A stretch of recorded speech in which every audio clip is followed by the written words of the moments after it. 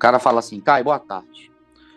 Eu vivo um dilema terrível na minha vida. Eu casei com uma pessoa que eu tinha uma grande admiração pelo fato de ser uma pessoa evangélica. Mas há um ano morando juntos, eu descobri que ela é totalmente autoritária, dona da razão em muitas coisas, principalmente na questão de Bíblia. Ela não aceita meu modo em não me interessar por templos, as famosas igrejas, ele bota entre aspas assim. Inclusive eu tenho essas coisas. Inclusive eu tenho que assistir aos vídeos, sabe, Caio, aqui do Papo de Graça e tal, escondido. Senão ela não abre o coração à noite. Não abre. Não. Ela não abre o Australopithecus, não, para ele entrar com a lança. Não. Não, Braulio Erectus vai dormir frustrado. Braulio Erectus vai ficar não com ouvir sono. Antes Poluição uma mensagem, noturna. Poluição noturna, sem antes ouvir uma mensagem insuportável, ela não entrega nada. Não adianta. Inclusive, tem que assistir aos vídeos escondido ou com fone de ouvido, sabe? Um verdadeiro fardo. Os meus vídeos, ou de outros. Aos vídeos. Né? Ela não se refere aos vídeos daqui, com certeza. Ele fala aos vídeos. Um verdadeiro fardo. E, além disso, ela briga todo santo dia por coisas idiotas, sem importância. Caião, eu gostaria de um conselho espiritual para tentar aguentar essa cruz. Porque, apesar de tudo, sabe, Caio? Com os incrédulos, né? Ele manda um apesar aqui. Fala, apesar de tudo, ela tem outras qualidades que me agradam. Aí ela bota duas, ele bota duas coisas. Por ser uma mulher estudiosa e fiel. O que eu faço, Caio? A única coisa que eu glorificaria aí é ser fiel. Porque estudiosa, meu irmão, me desculpa, uma pessoa que realmente estuda não fica com a cabeça fanatizada, nem emburrecida, nem reduzida, nem desse tamanhinho de nós, de semente de nós. Não vira uma castanha do Pará. É quase impenetrável. A instrução não gera isso, né, cara? E ela lá de cima da seringueira para baixo, da castanheira para baixo. Não. É algo aberto. É semente que não aguenta um humus que já vai se abrindo, que não aguenta a umidade, a palavra vai se abrindo. Então, a verdadeira capacidade de se intelectualizar e de estudar e de aprender e de assimilar e absorver tem que melhorar a gente, porque que estudo é esse que só me empedra mais? Que conhecimento é esse que só me bloqueia mais? Que instrução é essa que só me faz mais tosco? Que educação é essa que só reduz a minha visão e o meu olhar?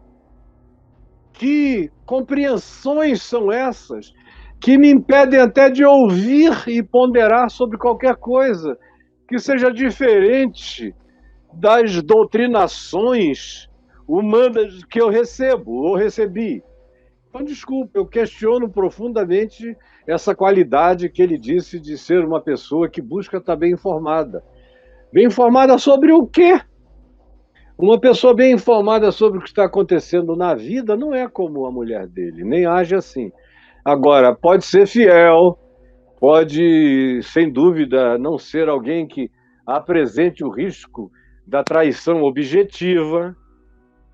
Ele pode, eventualmente, dizer ela é uma mulher que eu posso ficar tranquilo, que isso ela não vai cometer. Embora eu não saiba o que passe pela mente, pelo coração dela e nem de ninguém. A gente só consegue avaliar a fidelidade objetiva e consegue mais ou menos pressupor a fidelidade subjetiva pela atitude da pessoa.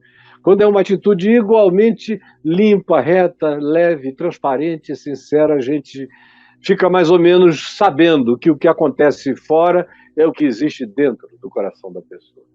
Agora, quanto ao mais, é porque ele só tem 1 ano de casado, né? Depois de 1 ano vivendo juntos. Pois cara, isso vai ficar tão pior. Se ela não abrir o coração, vai chegar uma hora, infelizmente, eu estou dizendo isso, sabe que eu estou vendo isso todo dia há 10 mil anos atrás, desde há 10 mil anos atrás que eu vejo isso. E fica insuportável. Essa semana eu atendi aqui uma pessoa, já mais do que formada, um homem maduro, com 5 faculdades na cabeça, Meu Deus do céu. 2 mestrados, terminando um agora, um terceiro. Um cara que se formou numa faculdade de engenharia com uma ênfase enorme em ciências exatas, matemática, física, cálculo, ao mesmo tempo em que fez uma viagem também para as ciências humanistas, de todos os níveis, e se tornou uma pessoa muito culta. Mas eu estava conversando com ele. A experiência com a mãe evangélica, de uma seita evangélica, das mais violentas e fechadas, foi uma coisa e uma experiência tão pesada para o rapaz, presta atenção nisso, foi uma experiência tão pesada para ele que, olha só o que eu tenho para te dizer, o cara não aguentou e surtou. Surtou. E o que mais deu raiva a ele, indignação nele, quando ele saiu do surto, foi perceber que ele tinha sido internado pela mãe maluca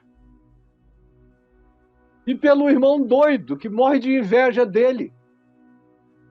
E que ele, no surto, sem ter muita consciência de si, quando tomou ciência do que estava acontecendo, já estava internado, tolhido, preso, sendo que ele é o único lúcido, juntamente com outro irmão no meio daquele casal de doidos, da mãe e do outro filho mais velho, que tem ciúme e inveja desse irmão, que é tão culto, que é tão preparado, e que desde cedo não aguentou a seita da mãe, e a mãe o persegue com tanta culpa, tanta imposição, que você veja uma pessoa com essa cultura, todavia, foi tão marcada na infância, na adolescência, na primeira juventude, que mesmo com toda a cultura adquirida, o máximo que ele conseguiu desenvolver foi uma revolta religiosa, mas não conseguiu nenhuma cura em relação ao processo de opressão e de instalamento e instilamento daquelas falsas culpas plantadas por ela no coração dele. E eu propus, disse, vamos fazer algumas sessões, só eu e você, porque ele é uma pessoa que eu quero muito bem e faz parte da minha intimidade e proximidade. Eu falei, eu vou te ajudar, fica livre disso. Mas fica sabendo que não basta você sair se aculturando, estocando diplomas, nem nada disso, porque isso opera num lugar muito mais profundo, capaz de enlouquecer o são, que é quando você tem carinho por uma pessoa que ao mesmo tempo você detesta. Que é a grande ambivalência dele. Ele diz, o meu instinto natural me manda amar a minha mãe, mas a minha percepção da vida gera em mim um repúdio, uma abominação, uma indignação pela opressão dela, pela loucura, pelos pensamentos, pelas camisas de força, por tantas obrigações e obrigações e obrigações, que eu acabei desenvolvendo uma reação indignada. E eu falei, foi preso nessa ambivalência de amar com raiva e de ter uma raiva que não consegue negar o amor, que você surtou. Foi esse choque de yin e yang, esse choque de opostos, essa colisão no colisor de partículas, que gerou isso tudo dentro de você.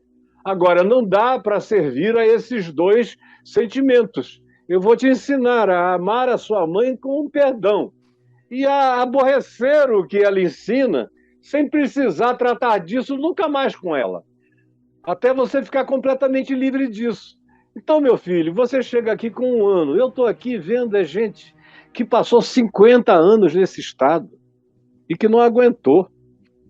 É como aquela história que eu já contei mais de uma vez, de um dentista católico que frequentava a igreja que eu pastoreava em Niterói, a Igreja Presbiteriana Betânia em São Francisco, quando, no final dos anos 80, eu fui suceder o reverendo Antônio Elias, e fui pastor efetivo há alguns anos. quase 5 anos, e depois fui pastor honorário uns 15 anos da igreja. Então, ele ia lá, ia sempre aos domingos. Ele gostava de ouvir, antes de mim, o reverendo Antônio Elias, e depois ele gostava muito de me ouvir domingo de manhã, e levava a esposa dele, que era uma senhorinha que, comparada a ele, parecia uma mocreia, assim, muito, muito, muito esquisita, feia, toda estranha, e que não parava de falar com a voz assim do lado dele o dia inteiro. E ele era um dentista bonito, aquele estilo antigo do galã Valmor Chagas, com o rosto jovem e uma cabeça branca, alto. As mulheres da igreja sempre me perguntavam: que é aquele senhor tão bonitão que vem aqui domingo de manhã? Eu digo: é casado, é casado. E a mulher dele é que era secretária dele, no consultório odontológico. Então, cada mulher que passava lá, ela entrava junto. Só homem podia entrar sozinho, mas ela ficava em pé ali. Se fosse mulher, ela não largava. E o cara oprimido, oprimido, oprimido, oprimido, de todo lado, até que um dia ele sumiu. E aí eu perguntei, eu fiz uma viagem, voltei e tal, perguntei ao reverendo Antônio Elias: reverendo, me diga uma coisa, cadê o doutor fulano e tal? Nunca mais o vi aí? Aí o reverendo olhou para mim, o reverendo Antônio Elias, e falou: você não está sabendo, meu filho? Aí eu falei: não, reverendo, o que houve? Ele falou: olha, se suicidou. Eu falei: Nossa. como? Ele era um cara tão alegre, ficava aqui conversando, era o último a sair, batendo papo numa alegria enorme, uma pessoa que só tinha cabeça branca, um rosto jovial, bonito. O que houve? Aí ele falou: só vou te dizer o bilhete que ele deixou e você vai entender tudo. Ele deixou um bilhete. E no bilhete estava escrito o seguinte: como eu jurei no altar da Igreja Católica ser seu marido até a morte, vendo que você não morre, eu decidi me matar. Adeus. E foi embora. Porque ele preferiu a morte do que o abraço daquela esposa rixosa, ciumenta, angustiante, que era de fato um jugo perverso. Era uma vida com encosto conjugal de dia e de noite. Tem gente que não se casa, tem gente que contrai núpcias com um encosto conjugal. E quando se trata de mulher evangélica que frequenta a igreja fanática, e hoje em dia quase todas são fanáticas, até a igreja presbiteriana, que tinha um pouquinho mais de espaço durante muitos anos antes, inaugurou um monte de eras de mais liberdade. Por isso eu fiquei tanto tempo lá, porque nunca ninguém se meteu comigo. Virou uma seita agora, a seita reformada dos presbiterianos do Brasil. Agora imagina aquelas com menos cultura, com menos tudo, com mais loucura, com mais emoção, com mais gritaria, com mais fanatismo, com mais perda de controle praticada em nome do Espírito Santo. Imagina como fica isso.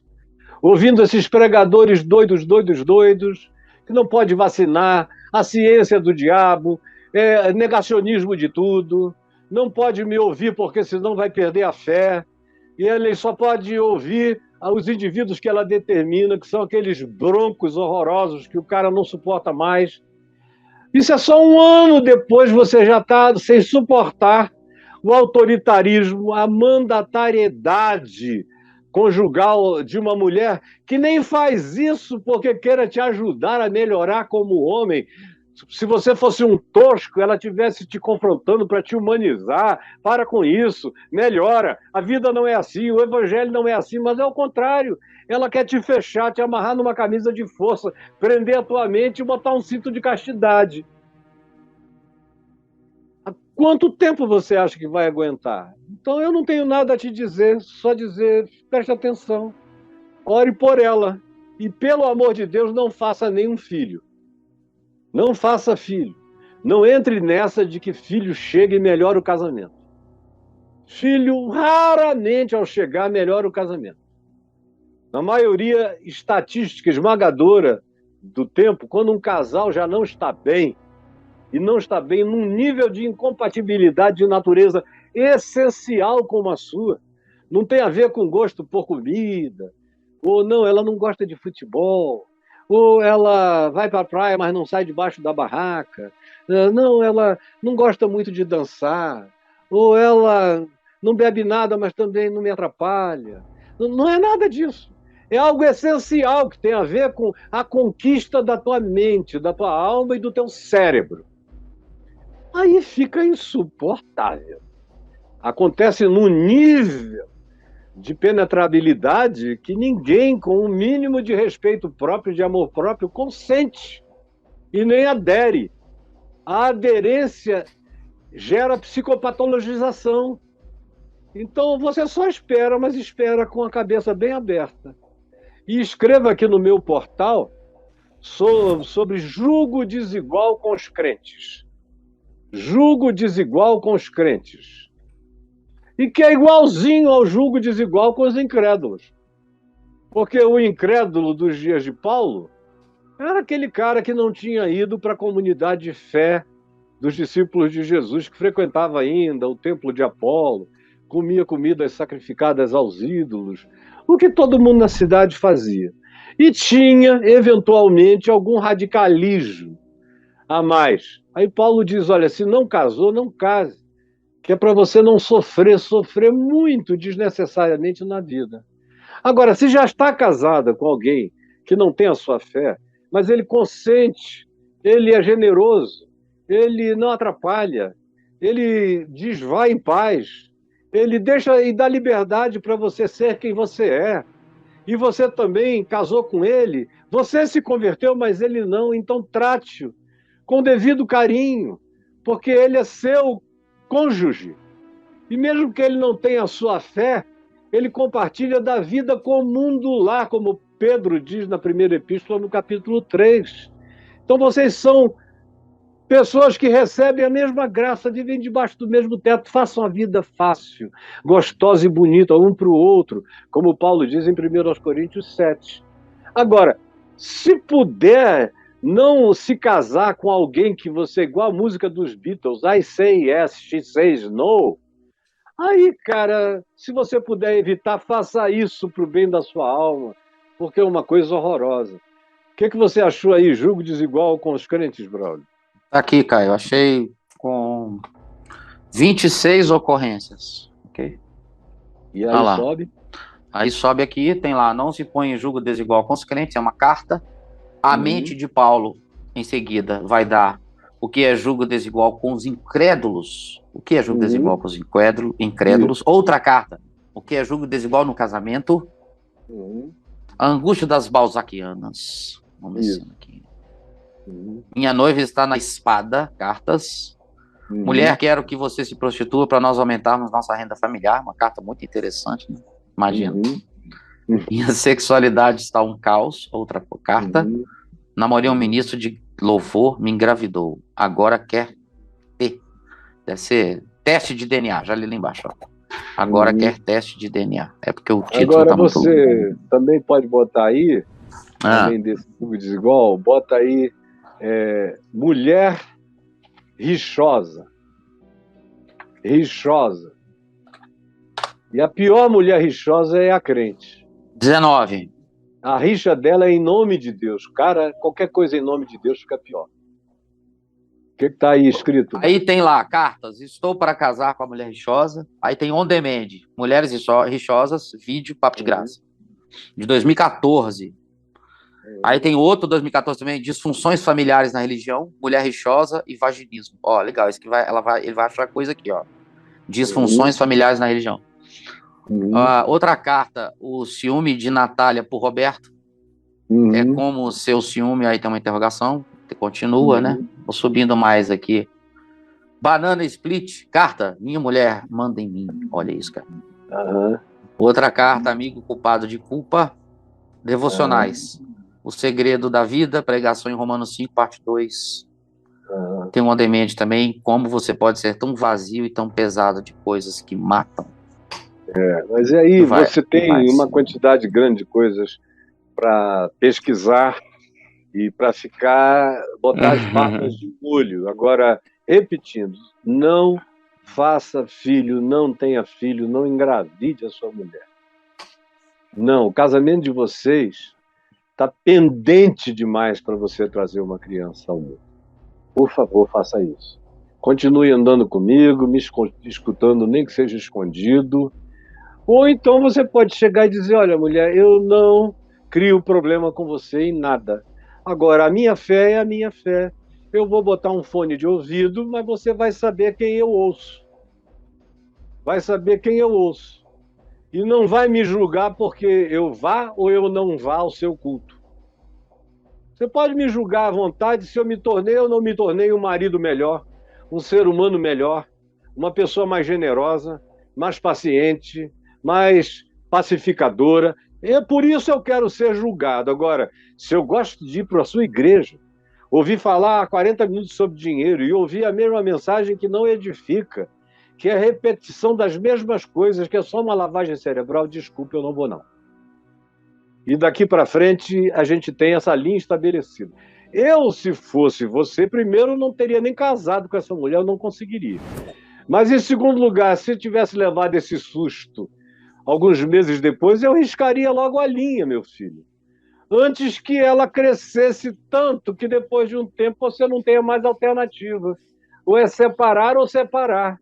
Então dê uma chance, pelo menos, de dizer, eu creio nisso, eu sou assim, e eu não vou mais me esconder. Não vou. E o nosso casamento não está preparado para ter filhos. Nós estamos numa situação, não sei como é que você se sente, mas minha alma está num estado periclitante, de cansaço, de decepção, de tristeza. Parece que eu fui traído, porque eu me casei com uma mulher e herdei outra.